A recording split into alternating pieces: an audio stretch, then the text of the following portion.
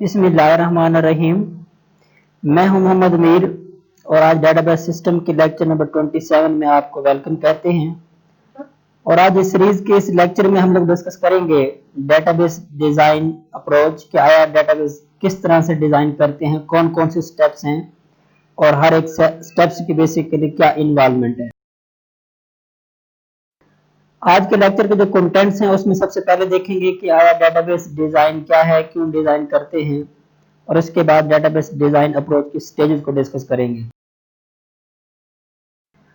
Stages in database design, जब हम लोग डेटाबेस को डिजाइन करते हैं आया या फिर एक नए सिरे से कंप्लीटली नया सिस्टम डिजाइन करें या फिर ऑलरेडी कंप्यूटराइज या डेटाबेस बना हुआ है उसमें कुछ मॉडिफिकेशन करनी है, कुछ इंप्रूवमेंट करनी है, तो डिफरेंट स्टेजेस का अपना रोल है। उसमें सबसे पहले जो स्टेज है एनालाइज यूजर रिक्वायरमेंट्स, और उसके बाद सेकंड है डेवलप कंसेप्चुअल डाटा मॉडल, और उसके बाद डीबीएमएस चूज किया जाता है। देन है develop logical model by mapping conceptual model to DBMS. Next stage है develop physical model and then evaluate physical model, और आखिर में सिस्टम ट्यूनिंग है, और इसके बाद जब आपका सिस्टम बन जाएगा उसको फिजिकली इंप्लीमेंट कर देते हैं। अब हम लोग बारी बारी हर एक इंडिविजुअली जो स्टेज है उसका क्या रोल है डेटाबेस डिजाइन में उसको डिस्कस करते हैं। ये बेसिकली एक स्ट्रक्चर या लेआउट है इन डेटाबेस डिजाइन के डिफरेंट स्टेजेस का, जिसमें हर एक स्टेज के बाद फिर नेक्स्ट स्टेज को डिजाइन किया जाता है।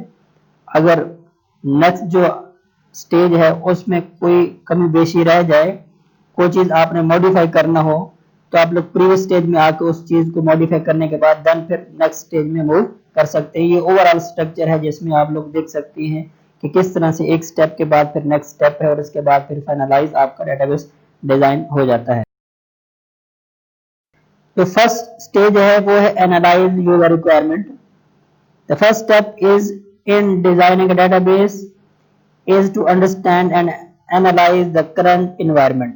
जब आप नया सिस्टम बनाते हैं या ऑलरेडी सिस्टम बना हुआ है उसमें कुछ मॉडिफिकेशन या उसको एनहांस करने के लिए डेटाबेस डिजाइन करते हैं, तो सबसे पहले यूजर के रिक्वायरमेंट को, यूजर की जो रिक्वायरमेंट होती है उसको एनालाइज किया जाता है। क्या इस टाइम आपका मौजूदा सिस्टम किस तरह से वर्क कर रहा है और यूजर की क्या रिक्वायरमेंट्स हैं कि सिस्टम आपका फ्यूचर कि इस तरह से वो वर्क करे। The designer should closely study the current system and its output। जो सिस्टम को डिजाइन कर रहा होता है या आपकी जो कोई भी टीम डिजाइन कर रही होती है वो बेसिकली सिस्टम को जो करंटली सिस्टम होता है उसको क्या करते हैं, क्लोजली स्टडी करते हैं और उसके बाद उसके आउटपुट्स को भी देखा जाता है। You should also include different user to know their current and future requirement। और उसके बाद फिर डिफरेंट यूजर जो सिस्टम के साथ डायरेक्टली या इनडायरेक्टली कनेक्टेड होते हैं उनसे करंटली और आने वाले जो रिक्वायरमेंट्स होती हैं, क्या सिस्टम आने वाले वक्तों में किस तरह से वर्क करे, उसके बारे में यूजर की जो रिक्वायरमेंट्स होती हैं उनको एनालाइज किया जाता है, ताकि पता चल जाता है कि यूजर ये चीज चाहता है या यूजर की रिक्वायरमेंट या यूजर की डिमांड ये है, तो उस हिसाब से सिस्टम को फिर डिजाइन किया जाता है। नेक्स्ट स्टेज है डेवलप कंसेप्चुअल मॉडल। जब यूजर की रिक्वायरमेंट्स का पता चल जाता है तो फिर क्या किया जाता है, उनकी रिक्वायरमेंट्स को मद्देनजर रखते हुए कंसेप्चुअल मॉडल को डिजाइन किया जाता है। This model consist of all entities, attributes and relationship. अब आपका जो करंट सिस्टम है उसमें यूजर की रिक्वायरमेंट्स के बाद पता चल जाता है कि कितनी एंटिटीज हैं, नंबर ऑफ एंटिटीज क्या हैं और उनके क्या एट्रीब्यूट्स हैं और उन एंटिटीज का आपस में क्या रिलेशनशिप है। इसको बेसिकली डिजाइन किया जाता है, कंस्ट्रक्ट किया जाता है, इसे कंसेप्चुअल डाटा कहते हैं। Designer also determine the following things. अब इसमें कंसेप्चुअल लेवल में, कंसेप्चुअल मॉडल में जब डिफरेंट रिक्वायरमेंट्स के अकॉर्डिंगली एंटिटीज, एट्रीब्यूट्स और रिलेशनशिप को बेसिकली कंस्ट्रक्ट किया जाता है, तो कौन कौन सी चीजें इसमें आप लोग फाइंड आउट कर सकते हैं।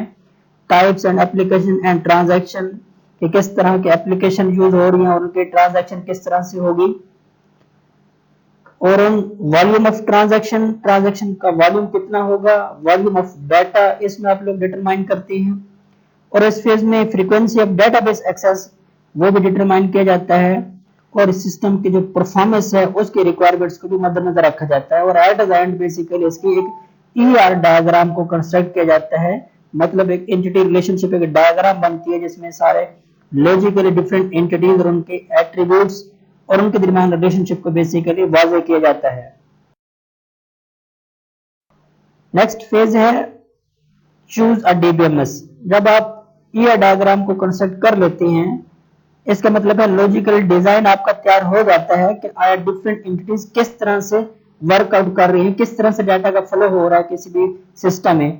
और उसके बाद फिर आप क्या करते हैं, एक प्रोप्रिएट सिस्टम चूज करते हैं और वो DBMS का। अब DBMS का सिस्टम भी ऐसा चूज किया जाता है कि आपकी जो लॉजिकल डिजाइन है डाटा उसके मुताबिक बेसिकली आपका DBMS चूज किया जाता है।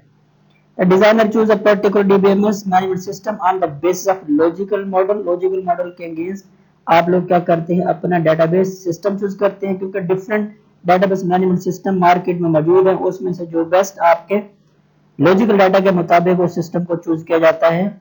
और उसके बाद डाटा को बेसिकली क्या किया जाता है, लॉजिकल मॉडल को कंस्ट्रक्ट करके यानी उसको मैप किया जाएगा इसके अंदर। आप स्टेज के अंदर भी देख सकते हैं, जब यूजर की रिक्वायरमेंट्स मुकम्मल होने के बाद फिर मूव करती हैं कंसेप्चुअल मॉडल की तरफ, जब वो डिजाइन हो जाता है और उसके बाद फिर DBMS को चूज किया जाता है। The selected DBMS should satisfy all the requirements and constraints identified the logical data model। अब आपको उस DBMS जो आपने चूज किया है उसमें आपके जितनी तमाम रिक्वायरमेंट्स थी, आपके कंस्ट्रेंट्स थी जो आपने आइडेंटिफाई की होती हैं, उनको क्या किया जाएगा, सेटिस्फाई करेगा आपका जो आप सिस्टम जो आपने चूज किया है। नेक्स्ट स्टेज है map logical model to DBMS। Next stage ये है कि जो आपने लॉजिकल मॉडल डिजाइन किया था, क्या किस तरह से फ्लो हो रहा है लॉजिकली डिफरेंट एंटिटीज और उनके दरमियान रिलेशनशिप, उसको बेसिकली आपने कन्वर्ट करना है, डिजाइन या कंस्ट्रक्ट करना है किसके अंदर, DBMS के अंदर, जिसे map logical model to DBMS भी कहते हैं। The designer maps the logical data model to the available data structure of the selected DBMS। अब बेसिकली क्या होता है, जो आपने DBMS को चूज किया होता है, अब आपने उस DBMS में रह के डिफरेंट एंटिटीज को कंस्ट्रक्ट करते हैं। अब बेसिकली डिफरेंट एंटिटीज का टेबल बन जाते हैं। अब जो एट्रीब्यूट्स होते हैं उन एंटिटीज के वो बेसिकली उस टेबल के कॉलम्स बन जाती हैं। अब आपने क्या करना है, उन कॉलम्स के दरमियान आपने रिलेशनशिप को भी वाज़ेह करना होता है उस एट्रीब्यूट्स के दरमियान, और उसके बाद आपने फिर वैल्यू पुट कर देनी होती है। मतलब आपने जो लॉजिकल मॉडल बनाया था उसको DBMS में डाटा आपने कंस्ट्रक्ट कर देना है कि किस तरह से कितने नंबर ऑफ टेबल्स बने हैं, मतलब रिलेशनल डाटा मॉडल में आपने कन्वर्ट कर दिया नंबर ऑफ रिलेशन में, जिसमें डिफरेंट एंटिटीज के रिलेशन बन गए।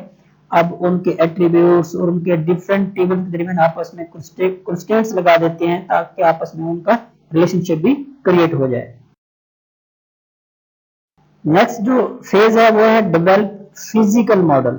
जब आपके लॉजिकल मॉडल से आपने DBMS में डिफरेंट टेबल कंस्ट्रक्ट कर दिए हैं और उसके बाद उन टेबल्स को आपस में कंस्ट्रेंट्स के जरिए, फॉरेन की के जरिए, प्राइमरी की के जरिए, बाकी कंस्ट्रेंट्स लगा के आपने जब कंस्ट्रक्ट कर दिए हैं, फिर आपने उस डेटाबेस का, उस लॉजिकल डेटाबेस का आपने क्या करना है, फिजिकल लेआउट बनाना है। फिजिकल लेआउट का मतलब ये है कि आपका बेसिकली ये फ्रंट एंड हो, जिस तरह से आप लोग देख सकते हैं बहुत सारी एप्लीकेशंस होती हैं, एप्लीकेशन का फ्रंट एंड होता है जहां से बैक एंड से आपका जहां लॉजिकल डाटा मॉडल आपका DBMS में कंस्ट्रक्ट हो चुका होता है, मैप हो चुका होता है, वहीं से डाटा आपका फ्लो हो रहा होता है।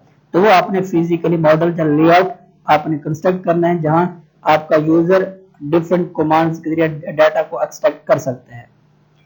The designer creates the exact layout of data according to the facilities of selected DBMS and available resource of software and hardware। अब इसमें आप लोग बेसिकली फिजिकल मॉडल कैसे कंस्ट्रक्ट किया जाता है, फॉर्म्स बनाई जाती हैं, रिपोर्ट्स बनाई जाती हैं और उन फॉर्म्स का बेसिकली उन टेबल के साथ आपस में लिंक किया जाता है ताकि टेबल से बेसिकली फॉर्म्स में आपका डाटा क्या हो, फ्लो हो सके। नेक्स्ट है एवेल्यूएट फिजिकल मॉडल। फिर आप क्या कर सकते हैं, उस फिजिकल मॉडल जो आपने डिजाइन किया होता है उसको एवेल्यूएट करते हैं। The designer evaluate the physical model by checking the performance of applications and transaction with different dummy values, या वो जो वैल्यूज आपने पुट की होती हैं क्या आया उनके ट्रांजैक्शन जो है वो सक्सेसफुली परफॉर्म हो रही होती हैं या उसकी जो परफॉर्मेंस एप्लीकेशन वो सही तरह से रन हो रही होती है, बैक एंड और फ्रंट एंड जो डाटा है इनका आपस में कनेक्टिविटी ठीक हो गई है, डाटा का फ्लो किस तरह से हो रहा है, ये आपने सारा इस फेज में चेक करना होता है। The designer may implement a particular portion of the database to validate the user views and performance effectively. फिर इसमें किसी भी स्पेसिफिक पोर्शन में आपने डाटा को डमी वैल्यूज देकर उसको चेक करना है क्या उसका फ्लो या उसकी जो परफॉर्मेंस है वो बिल्कुल एक्यूरेट है या सिस्टम की या नहीं है, ये भी आप इसमें एवेल्यूएट करते हैं ताकि आपका सिस्टम का फ्लो बेहतर हो सके। नेक्स्ट स्टेप है performance tuning. The tuning is perform to improve the performance of the database. Then इस स्टेज में आप बेसिकली आप क्या करते हैं, डिफरेंट वैल्यू देके टेस्ट करते हैं। टेस्ट करने के बाद अगर कहीं मॉडिफिकेशन करने की जरूरत होती है तो आप क्या कर सकते हैं, उसको इम्प्रूव कर सकते हैं। Different modification are made to physical model if required. अगर इसमें कुछ आपको मॉडिफिकेशन चाहिए तो आप लोग फिजिकल मॉडल में जाके आप उसकी रिक्वायरमेंट के मुताबिक उसको क्या कर सकते हैं, मॉडिफाई कर सकते हैं ताकि सिस्टम की परफॉर्मेंस एक्यूरेट हो सके। नेक्स्ट एंड लास्ट स्टेज है इम्प्लीमेंट फिजिकल मॉडल। अब बेसिकली इसमें क्या किया जाता है, आपने जो सिस्टम बनाया होता है उसकी चेकिंग भी हो चुकी होती है। अब आपने फिजिकली जिस इदारे के लिए या जिस भी डिपार्टमेंट के लिए बनाया होता है उसमें जाकर आप लोग उसको क्या करते हैं, इम्प्लीमेंट कर देते हैं। The designer implements the physical model if evaluation is satisfied। अगर evaluation के बाद आपके evaluation बिल्कुल सही तरह से सिस्टम वर्क कर रहा है तो आप बेसिकली इसको क्या कर देते हैं, इम्प्लीमेंट कर देते हैं। The database becomes functional और उसके बाद अब आपका database क्या हो गया है, फंक्शनल हो चुका है। अब इन स्टेजेस को देख सकते हैं, अगेन एक ओवरव्यू है, आप यहाँ से देख सकते हैं कुछ फॉरवर्ड एरो हैं, कुछ बैकवर्ड एरो हैं। अब बेसिकली किसी भी पर्टिकुलर स्टेज में जाके अगर कहीं मॉडिफिकेशन रिक्वायर हो तो आप लोग उससे प्रीवियस स्टेज में जाके उसकी मॉडिफिकेशन कर सकते हैं, देन उसकी मूव कर सकते हैं। आप यहाँ देख सकते हैं जब आप कंसेप्चुअल मॉडल को डेवलप कर रहे थे उसमें अगर कहीं मॉडिफिकेशन की जरूरत है तो आप यूजर की रिक्वायरमेंट्स को दोबारा से एनालाइज कर सकते हैं। इसी तरह से जब आप लोग लॉजिकल मॉडल डिजाइन कर रहे थे तो अगर उसमें गलत डीबीएमएस चूज हो चुका है तो आप उसको डीबीएमएस को चेंज भी कर सकते हैं, उसका कोई और डीबीएमएस भी चूज कर सकते हैं। इस तरह से जब आप लोग फिजिकल मॉडल डिजाइन कर रहे थे अगर उसमें कहीं लॉजिकल मॉडल में मॉडिफिकेशन की जरूरत है तो आप लोग मॉडिफिकेशन भी लॉजिकल मॉडल में कर सकते हैं। इसी तरह से जब सिस्टम आप लोग ट्यून कर रहे थे, टेस्ट कर रहे थे, उसमें अगर किसी टेस्ट के रिजल्ट के तौर पर रिजल्ट सही नहीं आ रहे तो आप लोग हो सकता है आप डीबीएमएस आपने गलत चूज किया हो या आपने लॉजिकल मॉडल गलत बनाया हो तो आप उसको भी करेक्शन कर सकती हैं। एट देन जब आपने इंप्लीमेंट करना होता है तो उसके बाद भी अगर यूजर की रिक्वायरमेंट्स कुछ आपने मॉडिफाई करनी है तो वो भी आप लोग करके इसको फाइनली इंप्लीमेंट कर सकते हैं। ये बेसिकली डिफरेंट स्टेजेस थी कि आया डेटाबेस को किस तरह से डिजाइन किया जाता है। इसमें आपका डेटाबेस एक न्यू भी हो सकता है या फिर ऑलरेडी बना हुआ डेटाबेस है, उसको आप लोग इनहांस करने के लिए मेन स्टेजेस को आप लोग इंप्लीमेंट करते हैं। मुझे उम्मीद है आपको ये लेक्चर समझ आया होगा। अगर आपको ये वीडियो पसंद आई है तो आप मेरे यूट्यूब चैनल को सब्सक्राइब भी कर दें और बेल आइकन के ऊपर प्रेस कर दें। और ये वीडियो कैसी लगी आप कमेंट सेक्शन में जरूर अपनी राय का इजहार करें। चलो मिलते हैं नेक्स्ट वीडियो में, तब तक के लिए अल्लाह हाफिज।